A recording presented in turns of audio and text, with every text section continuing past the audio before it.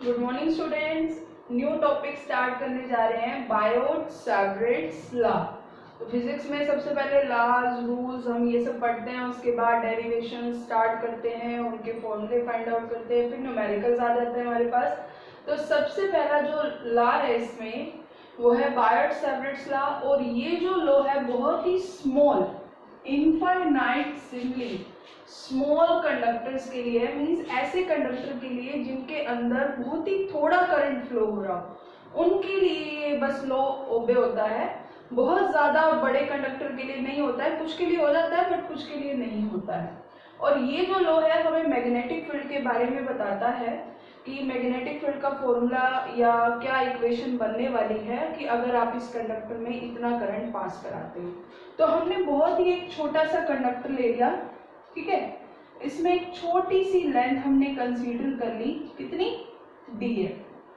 इसमें करंट कितना फ्लो हो रहा है, आई। और इसी के बिल्कुल परपेंडिकुलर हमने एक पॉइंट पी ले लिया जो कि कितने डिस्टेंस पे है, आर। तो इस पॉइंट पी पर हम मैग्नेटिक फील्ड फाइंड आउट करेंगे कि ये कंडक्टर इस पॉइंट पी पर कितना मैग्नेटिक फील्ड लगा रहा है। तो वही हम क्या कह देंगे कि इस कंडक्टर का इतना मैग्नेटिक फील्ड है। जैसे हम इलेक्ट्रिक फील्ड में करते थे, आपसे बोलते थे इलेक्ट्रिक फील्ड बताओ एक्सियल लाइन, तो आप क्या करते थे, एक्सियल के एक पॉइंट में, सॉरी डाइपोल के एक्सियल में एक पॉइंट ले जाते थे और उस पर इलेक्ट्रिक फील्ड निकाल देते थे और कह देते थे कि हाँ ये इसका इलेक्ट्रिक फील्ड है, ठीक है। तो ऐसे ही यहाँ भी हमने एक पॉइंट पी ले लिया और इस पर हम मैग्नेटिक फील्ड फाइंड आउट करेंगे। तो जो उस पॉइंट पी पर आएगा वही हमारा इस कंडक्टर का मैग्नेटिक फील्ड है। उसके लिए सबसे पहले यहाँ पर क्या देखा कि करंट तो ओवरऑल सेम फ्लो हो रहा है कंडक्टर में, ठीक है, हर पॉइंट पे करंट सेम है। तो जो आपने ये जो स्मॉल एलिमेंट अज्यूम किया जिसमें आपने कोई एक फिक्स लेंथ ली हुई है, तो इसका नाम इन्होंने करंट एलिमेंट रख दिया। क्या नाम रख दिया इसका, current element. Current element means product of current and length, कि कितनी लेंथ आपने कंसीडर की है कि उसमें कितना करंट फ्लो होने वाला है और वो कितना मैग्नेटिक फील्ड जनरेट करने वाला है अपने आसपास, इसको नाम दे दिया करंट एलिमेंट। और उन्होंने बोला कि करंट एलिमेंट के, बोला क्या मतलब ऑब्जर्व किया कि जितना ज्यादा करंट एलिमेंट आप बड़ा लोगे उतना ज्यादा उसका मैग्नेटिक फील्ड जनरेट होगा। एक बार तो आपने सिर्फ इतना से ले लिया, एक बार आपने इतना बड़ा ले लिया, ठीक है, एक बार आपने पूरा ही ले लिया। तो जितना आप करंट एलिमेंट लोगे मीन्स वो एलिमेंट कंसीडर करोगे छोटा सा जिसकी कुछ लेंथ होगी और जिसमें कुछ करंट फ्लो हो रहा होगा, वो डायरेक्टली प्रोपोर्शनल होगा उसमें जो भी मैग्नेटिक फील्ड आने वाला है। कितना अज्यूम कर लिया हमने, डी, ठीक है। अब उसके बाद उसमें यहाँ पर देखा कि डिस्टेंस के तो हमेशा क्या रहेगा, इनवर्सली प्रोपोर्शनल। फोर्स है, मैग्नेटिक इफेक्ट में भी आप एक तरह का फोर्स पढ़ोगे कि मैग्नेटिक इफेक्ट की वजह से कैसा फोर्स लग रहा है। और फोर्स तो हमेशा ही क्या होते हैं, एक दूसरे के इनवर्स स्क्वायर लॉ को ओबे करते हैं। डिस्टेंस के स्क्वायर के हमेशा ही क्या होते हैं, इनवर्सली प्रोपोर्शनल। तो D B is inversely proportional to R square, ठीक है। अब उसके बाद बची बात, ये साइन थीटा क्यों है। साइन थीटा इसीलिए आया क्योंकि आपको पता है यहाँ पर सभी एक दूसरे के क्या होने वाले हैं, परपेंडिकुलर। परपेंडिकुलर मींस एंगल कितने का आने वाला है, 90। और 90 को कौन मैक्सिमम बना सकता है, 1 बना सकता है। इसके लिए हमें क्या यूज करना पड़ेगा, क्या लाना पड़ेगा, साइन थीटा, ताकि थीटा 90 डिग्री पुट कर दे तो साइन 90 की वैल्यू 1। मींस ऐसा ना हो कि यहाँ पर कोई ऐसा कंपोनेंट आ जाए और हमारा मैग्नेटिक फील्ड 0 आ जाए, नहीं, तो वो नहीं चाहते। इसको मैक्सिमम बनाने के लिए हमें कौन सा कंपोनेंट लाना पड़ा, साइन थीटा। तो सबसे पहले आपने देखा कि जितना ज्यादा आप करंट फ्लो कराओगे या जितनी उसकी लेंथ होगी करंट एलिमेंट, उसको ओवरऑल करंट एलिमेंट बोल दिया आपने, उतना ज्यादा मैग्नेटिक इफेक्ट लगेगा। डिस्टेंस के स्क्वायर के इनवर्सली प्रोपोर्शनल होगा और ये एक्स्ट्रा हमने लिया है sine theta to make it maximum. सबको मिला दिया तो क्या हो गया, I D L sine theta upon R square. Proportionality का साइन हटाएंगे तो क्या आएगा, एक कांस्टेंट के, और इसको हम कांस्टेंट ऑफ प्रोपोर्शनैलिटी भी बोल सकते हैं बट इसकी भी वैल्यू एक इक्वल होती है। तो कुछ कुछ ये फोर्स जैसा साउंड कर रहा है, देखो वहां भी ऐसा होता था कि force is directly proportional to product of charges. यहाँ पर हमने क्या ले लिया, product of current and length, current element बोल दिया। Inversely proportional to distance square, उसमें भी आता था, इसमें भी। बस यहाँ एक एक्स्ट्रा साइन थीटा आ गया, क्यों? क्योंकि सारे एंगल 90 डिग्री आने वाले हैं, तो उसको मैक्सिमम बनाने के लिए कुछ तो होना चाहिए। फिर हमने एक फॉर्मूला बना दिया, फिर उसमें के आ गया था कांस्टेंट, उसमें भी फोर्स में, कूलम्ब लॉ में, और इसमें भी। और वहां पर के इक्वल आया था 1/4 पाई एप्सिलॉन नॉट टी। यहाँ भी कुछ कुछ देखो 1/4 पाई तो आपको दिख ही रहा है, बट अब ये म्यू नॉट इसके साथ नीचे होने की बजाय ऊपर चला गया। वहां पर ये नीचे क्यों आ रहा था? क्योंकि जब ऑब्जर्व किया साइंटिस्ट ने, तो उन्होंने देखा कि ये परमिशन आप जितनी ज्यादा करोगे ये वाली वैल्यू उतनी क्या होती जाएगी? कम।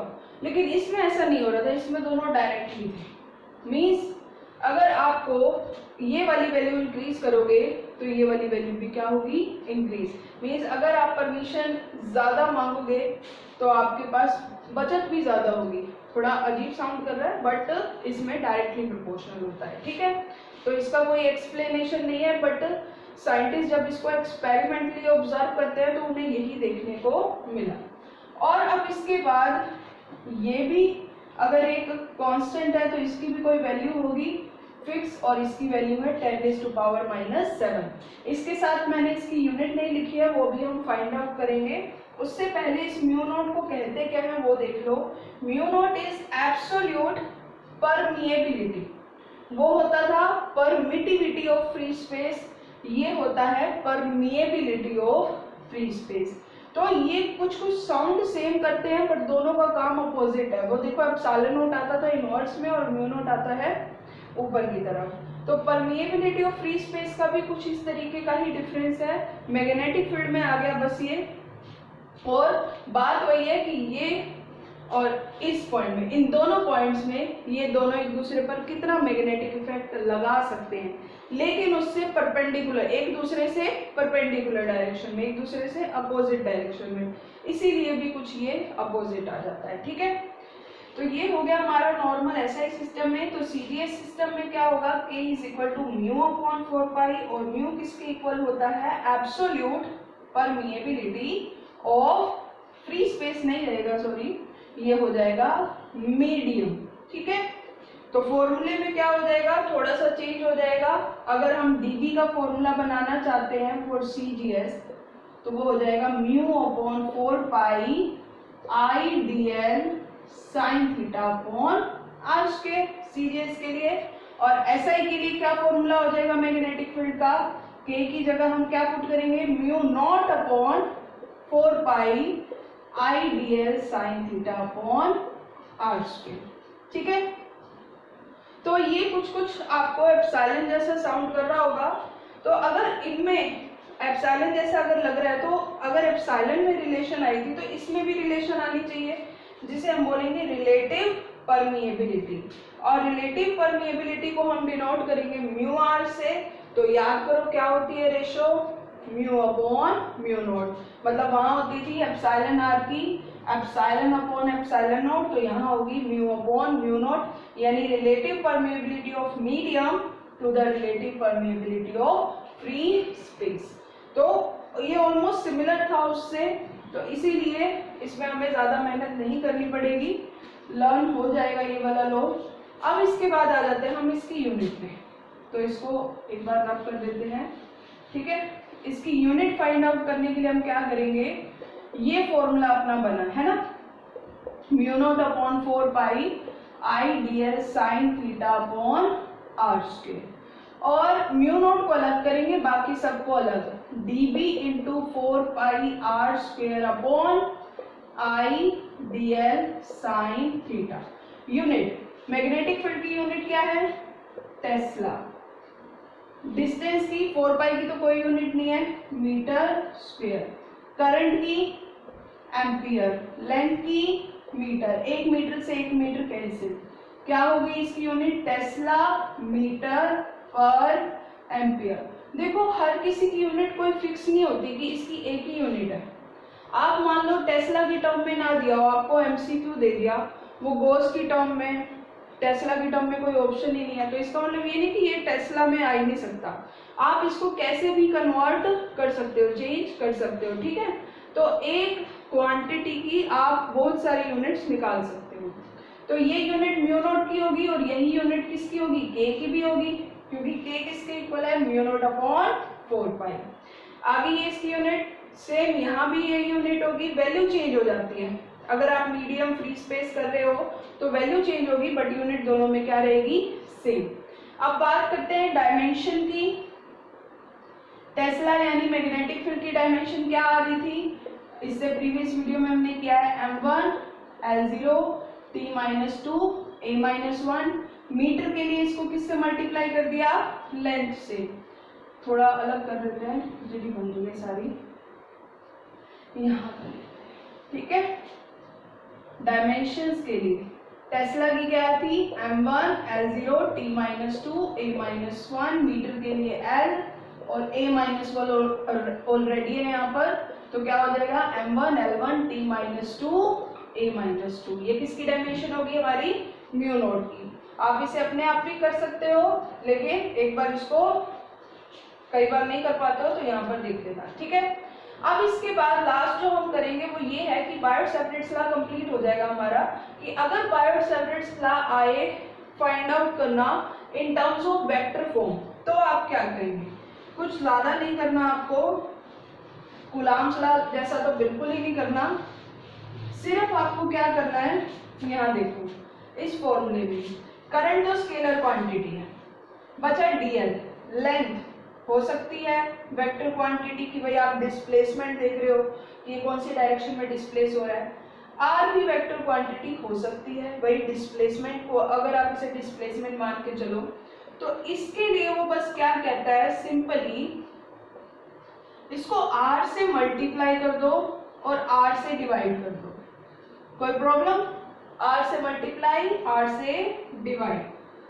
तो अब हम इसको क्या राइट कर देंगे, आई तो स्केलर है करंट, इन दोनों को वेक्टर मान के क्या राइट कर देंगे, DL cross R upon are cube. तो ये भी कौन सी क्वांटिटी हो जाएगी, वेक्टर। यहाँ साइन थीटा हटा के हम कौन सा प्रोडक्ट ले आए, क्रॉस प्रोडक्ट, तो इधर भी क्या हो जाएगा, वेक्टर वैल्यू में आंसर आ जाएगा। डीवी वेक्टर किसके इक्वल हो जाएगा, k i dl vector cross r vector upon are cube. क्योंकि जो हमने कंडक्टर लिया था उसमें हमने डीएल की भी एक डायरेक्शन ली थी करंट एलिमेंट की, कि करंट आप इस डायरेक्शन में फ्लो करा रहे हो, और आर की भी हमने एक पर्टिकुलर डायरेक्शन ली थी, ठीक है।